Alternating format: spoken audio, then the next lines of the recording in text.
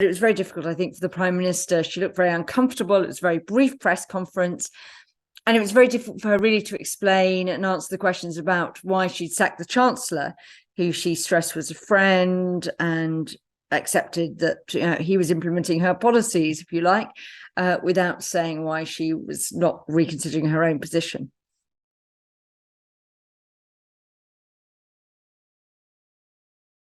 I think was always the risk of whether the U-turn would be big enough to be reassuring that we were now really, really getting to grips with the UK fiscal regime. I thought there was a very good case for her effectively cancelling almost all of the mini budget and saying that they would go back and have a look again and redo their financial plans and produce a sort of full-blown statement as a budget later this month or next month.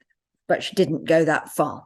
So lots now depend on whether people believe there are credible spending cuts to come. And I think most people looking at the pressure on public expenditure don't really think that there are.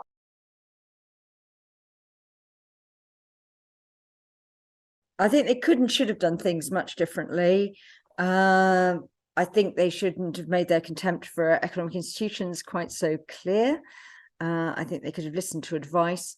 And I think one of the things that they got very wrong was, and I think Liz Truss, in a sense, and John Wedgwood just now has been acknowledging that to announce one part of the package, the tax cuts, without really concrete plans for what they might do in terms of realistic things that could affect economic performance, and without the spending side of the equation, all, if you like, unaudited by the Office of Budget Responsibility, was a very severe set of really unforced errors.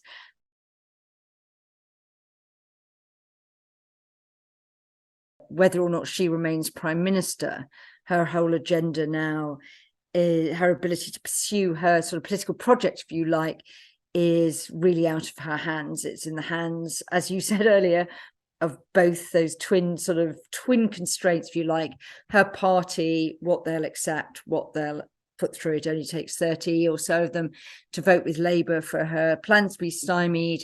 And the Conservative Party is incredibly split and factionalized at the moment, and in the hands of the market, who are sitting like a sort of Damocles over her premiership while it lasts.